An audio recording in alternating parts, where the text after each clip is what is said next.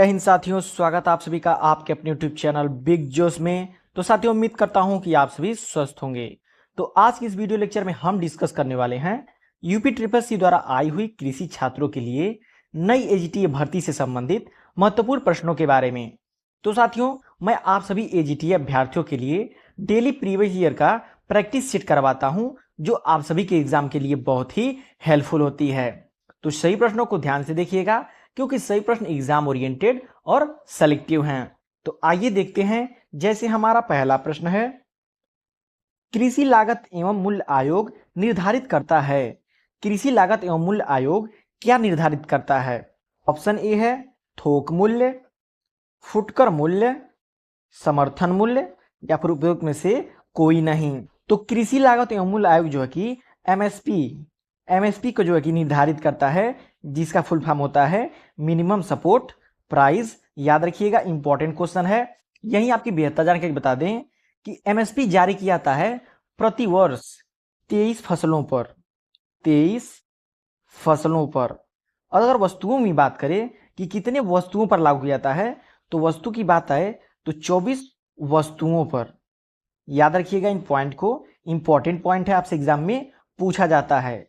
वहीं अगर रबी सीजन की बात करें कि रबी सीजन में कितने फसलों पर जो है कि एमएसपी जारी किया जाता है, तो 6 फसलों पर। याद रखिएगा। अगर फसल की बात करें तो 23 फसलों पर। वस्तुओं की बात करें तो 24 वस्तुओं पर। रबी सीजन की फसलों की बात करें तो 6 फसलों पर एमएसपी जो है कि लागू करता है। कौन? कृषि लागत एवं मूल्य आयोग। नेक्स्ट क्वेश्चन है, गेहूं बुआई के लिए उपयुक्त तापक्रम है। गेहूं की बुआई के लिए उपयुक्त तापक्रम कौन सा है?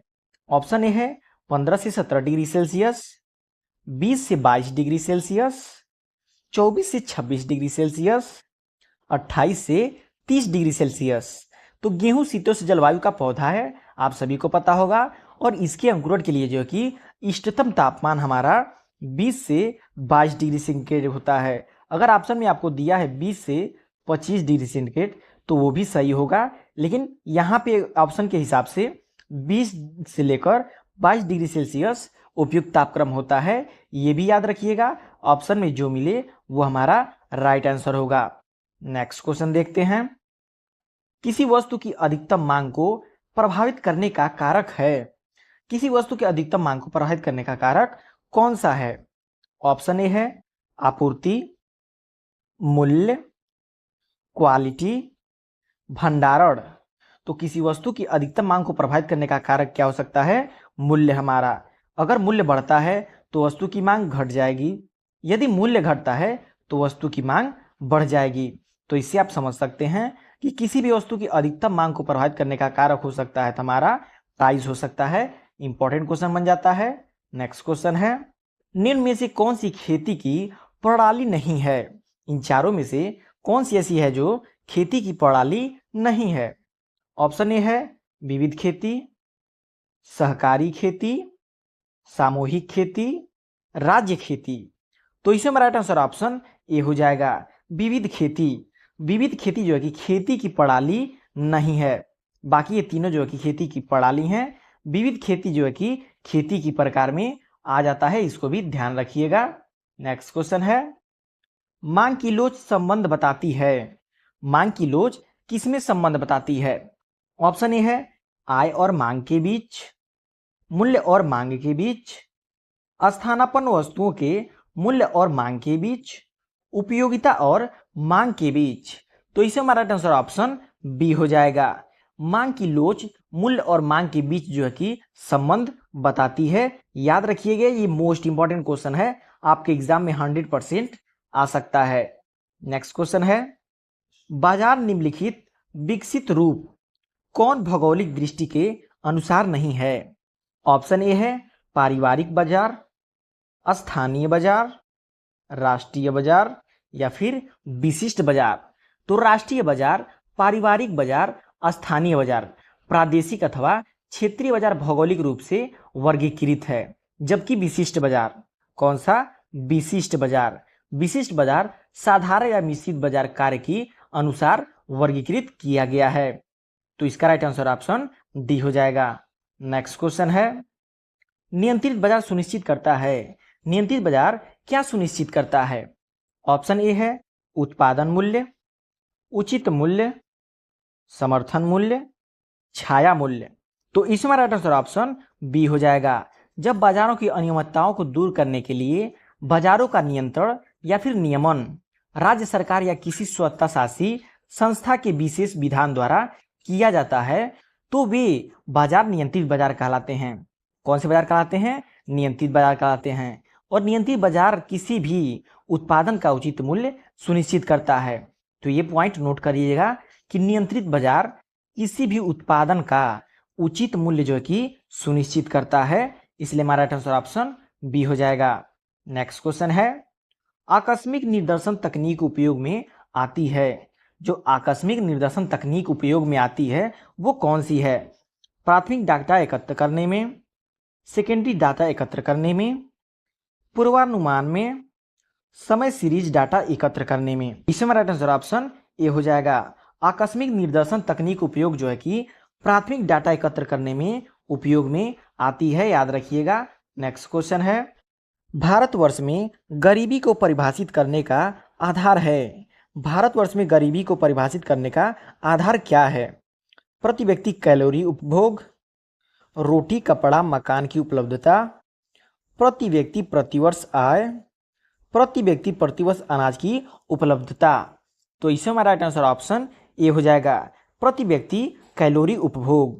प्रति व्यक्ति कैलोरी उपभोग से जो है कि भारतवर्ष में गरीबी को परिभाषित करने का आधार बनाया गया है। नेक्स्ट क्वेश्चन है, निम्न में कौन संप्रेषण तत्व नहीं है? इन चारों में से कौन जो है कि संप्रेषण के तत्व नहीं है? ऑप्शन ए है प्रेषक, संदेश, संदेशग्राही, परामर्शदाता।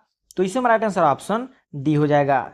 परामर्शदाता संप्रेषण का तत्व नहीं है, बाकी ये तीनों जो है कि संप्रेषण के तत्व हैं। तो यहाँ पे ध्यान से इस क्वेश्चन को याद कर लीजिएगा, क्योंकि यहाँ पे आपको दो क्वेश्चन देखने को मिलते हैं। कौन कौन से? पहला तो ये पूछ दिया संप्रेषण के तत्व नहीं है, परामर्शदाता। अगर पूछ दे संप्रेषण के तत्व हैं तो प्रेषक, संदेश, संदेशग्राही, याद रखिएगा। नेक्स्ट क्वेश्चन है, गेहूं उपज वृद्धि के मूल्यांकन की सर्वोत्तम सर्वेक्षण पद्धति है। गेहूं उपज वृद्धि के मूल्यांकन की सर्वोत्तम सर्वेक्षण पद्धति कौन सी? ऑप्शन ए है केंद्रित समूह आंकड़े, सामान्य सेकेंडरी आंकड़े, सामान्य प्राथमिक आंकड़े या फिर आकस्मिक आंकड़े। तो गेहूं उपज वृद्धि के मूल्यांकन की सर्वोत्तम सर्वेक्षण पद्धति जो है कि केंद्रीय समूह आंकड़े हैं। कौन से? केंद्रीय समूह आंकड़े हैं, याद रखिएगा। ये क्वेश्चन आपसे एग्जाम में 100% पूछेगा। नेक्स्ट क्वेश्चन है, गरीबी में सबसे गरीब का चुनाव किया जाता है। गरीबी में जो है कि सबसे गरीब का चुनाव कैसे किया जाता है? जवाहर रोजगार योजना में, प्रशिक्षण एवं संपर्क प्रणाली में, राष्ट्रीय कृषि तकनीकी परियोजना में, एकीकृत स्वनित ग्राम विकास कार्यक्रम में। तो इसमें राइट आंसर ऑप्शन डी हो जाएगा। गरीबों में सबसे गरीब का चुनाव जो है कि एकीकृत स्वनित ग्रामीण विकास कार्यक्रम में किया जाता है। आपकी बेहतर जानकारी बता दें कि 2 अक्टूबर सन 1980 से, कब? 2 अक्टूबर सन 1980 से उत्तर प्रदेश के समस्त विकास खंडों में एकीकृत ग्राम विकास योजना लागू कर दी गई है, जबकि यह योजना सन 1978-79, कब? सन 1978-79, सन 1978-79 में प्रदेश के कुछ विकास खंडों में प्रारंभ की गई थी। तो याद रखिएगा, आपसे क्वेश्चन पूछ सकता है कि कब जो है कि एकीकृत समन्वित ग्रामीण विकास कार्यक्रम उत्तर प्रदेश में चलाया गया था। तो वहाँ पे हमारा ऑप्शन हो जाएगा 2 अक्टूबर सन 1980 को जो है कि उत्तर प्रदेश में एकीकृत समन्वित विकास कार्यक्रम चलाया गया था। नेक्स्ट क्वेश्चन है, गोलमेज चर्चा कहलाती है। जो गोलमेज चर्चा होती है वो क्या कहलाती है? Symposium, forum, panel, workshop. तो गोलमेज चर्चा जो है कि पैनल कहलाती है। क्या कहलाती है? पैनल कहलाती है। ऐसे गोलमेज होता है जिसमें चारों तरफ से सभी लोग बैठे होते हैं। इसमें गोलमेज का मतलब होता है सभी एक समान हैं। और बात करें पैनल में 4 से 6 सदस्य अर्धवृत्ताकार रूप में बैठकर किसी दिए गए विषय पर आपस में चर्चा करते हैं। तो कितने, 4 से लेकर 6 लोग जो है बैठकर आपस में चर्चा करते हैं, ये भी याद रखिएगा। नेक्स्ट क्वेश्चन है, प्रसार शिक्षा का आधारभूत तत्व है। प्रसार शिक्षा का आधारभूत तत्व कौन सा है? मनुष्य स्वयं है, मनुष्य का पर्यावरण, मनुष्य निर्मित साधन, या फिर उपरोक्त सभी। तो इसमें हमारा राइट आंसर ऑप्शन डी हो जाएगा, उपरोक्त सभी। प्रसार शिक्षा का आधारभूत तत्व जो है कि मनुष्य स्वयं भी होता है, मनुष्य का पर्यावरण भी होता है, मनुष्य निर्मित साधन भी होता है। इसलिए मेरा राइट आंसर ऑप्शन डी हो जाएगा, उपयुक्त सभी। नेक्स्ट क्वेश्चन है, जिज्ञासु अधिकतम याद रख सकता है, उसका कितना? ऑप्शन ए है, जो वह देखता और सुनता है, जो वह पढ़ता है, जो वह सुनता है, जो वह देखता है। जिज्ञासु जो है कि जो देखता है और सुनता है उसे अधिकतम याद रख सकता है। इसलिए हमारा राइट आंसर ऑप्शन ए हो जाएगा कि जिज्ञासु जो वह देखता है और सुनता है उसको अधिकतम याद रख सकता है। नेक्स्ट क्वेश्चन है, प्रसार की प्रशिक्षण एवं संपर्क प्रणाली सर्वप्रथम लागू की गई। प्रसार की प्रशिक्षण एवं संपर्क प्रणाली जो है कि सर्वप्रथम किस देश में लागू की गई? भारत में, इजराइल में, इराक में, या फिर टर्की में? तो प्रसार की प्रशिक्षण एवं संपर्क प्रणाली सर्वप्रथम जो है कि इजराइल में, कहाँ? इजराइल में लागू की गई थी। नेक्स्ट क्वेश्चन है, गस्ती पत्र का उद्देश्य है। गस्ती पत्र का उद्देश्य क्या है? ज्ञानवर्धन कराना, सामयिक सूचना भेजना, मित्रता बढ़ाना, या फिर उपरोक्त में से कोई नहीं। तो गस्ती पत्र का उद्देश्य होता है हमारा सामयिक सूचना भेजना। आपकी बेहतर जान के बता दें कि जब किसी पत्र के माध्यम से केवल एक सूचना अधिक लोगों तक भेजी जाती है तो इस पत्र को हम परिचालित पत्र अथवा गस्ती पत्र कहते हैं। तो इस पॉइंट को भी नोट कर लीजिएगा और इसलिए हमारा राइट आंसर ऑप्शन बी हो जाएगा, सामयिक सूचना भेजना, जिसे गस्ती पत्र भी कहा जाता है। नेक्स्ट क्वेश्चन है, अच्छी फसल उत्पादन हेतु भूमि की उपयुक्त पीएच मान है। अच्छी फसल के उत्पादन के लिए भूमि की उपयुक्त पीएच मान कितना है? ऑप्शन ए है 4 से 5, 5 से 6, 6 से 7, या फिर 7 से 8। तो अच्छी फसल उत्पादन हेतु जो है कि उपयुक्त पीएच हमारा होता है 6 से 7 पीएच होना चाहिए। वैसे तो देखिए 6 से लेकर 6.5 तक होता है, लेकिन यहाँ ऑप्शन के अकॉर्डिंग जो है कि 6 से 7 तक दिया है, इसलिए हमारा राइट आंसर ऑप्शन सी हो जाएगा। लेकिन आप एग्जैक्ट याद रखिएगा जो है कि 6 से लेकर 6.5 पीएच तक फसल उत्पादन के लिए अच्छी होती है, ये याद रखिएगा। नेक्स्ट क्वेश्चन है, तत्व जो अम्लीय मृदाओं में पौधों के लिए प्रायः कम होते हैं।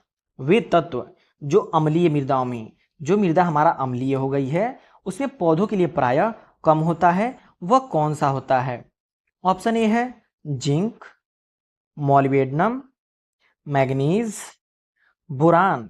इसमें हमारा राइट आंसर ऑप्शन बी हो जाएगा, मॉलिब्डेनम, जो कि अम्लीय मृदाओं में पौधों के लिए प्रायः कम होता है, जबकि आयरन एंड मैग्नीज इसकी जो है कि अधिकता होती है अम्लीय मृदाओं में। तो याद रखिएगा मैग्नीज और आयरन की जो है कि अधिकता होती है अम्लीय मृदाओं में, मॉलिब्डेनम की कमी होती है। नेक्स्ट क्वेश्चन है, मृदा में यूरिया का जल अपघटन प्रभावित होता है। मृदा में यूरिया का जल अपघटन किस पे प्रभावित होता है? ऑप्शन ए है निकिल, कोबाल्ट, आयरन, मैग्नीज। तो इसे हमारा राइट आंसर ऑप्शन ए हो जाएगा, मृदा में यूरिया का जल अपघटन जो है कि निकिल प्रभावित होता है। याद रखिएगा, ये मोस्ट इंपॉर्टेंट क्वेश्चन है। नेक्स्ट क्वेश्चन है, दलहनी फसलों की जड़ों में गांठों का गुलाबी रंग संबंधित है। जो दलहनी फसलों की जड़ों में गांठों का गुलाबी रंग होता है वह किससे संबंधित है? ऑप्शन ए है आयरन से, मैग्नीज से, कॉपर से, या फिर जिंक से। तो दलहनी पौधों की जड़ों में एक विशेष प्रकार का जीवाणु विद्यमान रहते हैं जिन्हें जो है कि राइजोबियम की संज्ञा दी जाती है। किसकी? राइजोबियम की। राइजोबियम की जो है कि संज्ञा दी जाती है। ये दलहनी पौधों की जड़ों में प्रवेश करके छोटी छोटी गुलाबी रंग की ग्रंथियों का निर्माण करके उनके अंदर जो है कि रहते हैं और यह गुलाबी रंग के लेग हीमोग्लोबिन के कारण होता है। किसके कारण? लेग हीमोग्लोबिन के कारण होता है। लेग हीमोग्लोबिन का मुख्य अवयव कौन है? तो हमारा हो जाता है आयरन। कौन? आयरन। तो इससे हमारा राइट आंसर ऑप्शन ए हो जाएगा। आयरन जो है कि दलहनी फसलों की जड़ों की गांठों में गुलाबी रंग से संबंधित है। मोस्ट इंपॉर्टेंट क्वेश्चन है। नेक्स्ट क्वेश्चन देखते हैं। क्षारीय मृदा में जिप्सम की घुलनशीलता है। क्षारीय मृदा में जो है कि जिप्सम की घुलनशीलता कितनी होती है? ऑप्शन है 0.5%, 2%, 4% या फिर 8%। तो रासायनिक रूप से जिप्सम का सूत्र क्या होता है? CaSO4.2H2O। ये भी याद रखिएगा, आपसे एग्जाम में जिप्सम का कभी कभी फार्मूला भी पूछ सकता है कि जिप्सम का फार्मूला होता है CaSO4.2H2O। रासायनिक रूप से जिप्सम जो है कि सस्ता एवं आसानी से उपलब्ध होने के कारण भूमि सुधारक के रूप में अति प्रचालक है। तो देखिए यहाँ पे ये भी याद रखिएगा कि क्षारीय मृदाओं को सुधार के लिए जो है कि हम जिप्सम का यूज करते हैं। तो देखिए ये भी आपसे एग्जाम में क्वेश्चन कई बार पूछा है कि क्षारीय मृदाओं के सुधार के लिए किसका यूज किया जाता है? तो क्षारीय मृदाओं के सुधार के लिए जिप्सम का यूज किया जाता है। वहीं अगर आपसे एग्जाम में क्वेश्चन पूछ दे कि अम्लीय मृदाओं के सुधार के लिए किसका यूज किया जाता है? तो अम्लीय मृदाओं के सुधार के लिए जो है कि चूना का प्रयोग किया जाता है। किसका? चूना का प्रयोग किया जाता है। तो यहाँ पे तीनों क्वेश्चन को याद रखिएगा। तो क्षारीय मृदा में जिप्सम की घुलनशीलता जो है कि हमारी होती है वो होती है 0.5%। ये मोस्ट इंपॉर्टेंट क्वेश्चन है, याद रखिएगा कि क्षारीय मृदा के सुधार के लिए जिप्सम का यूज किया जाता है, अम्लीय मृदा के सुधार के लिए चूने का प्रयोग किया जाता है। जिप्सम का फार्मूला होता है CaSO4.2H2O और क्षारीय मृदा में जिप्सम की घुलनशीलता की बात करें तो 0.5% होता है। तो साथियों ये रहे आपके टॉप 20 मोस्ट इंपॉर्टेंट क्वेश्चंस जो कि आपके एग्जाम में आने की 100% संभावना है। तो आई होप आप सभी लोग को सारे क्वेश्चन अच्छे से समझ आए होंगे और लर्न हो गए होंगे। तो वीडियो पसंद आया हो तो एक लाइक जरूर कीजिएगा और चैनल को अभी तक सब्सक्राइब नहीं किया तो चैनल को सब्सक्राइब जरूर कर लीजिएगा।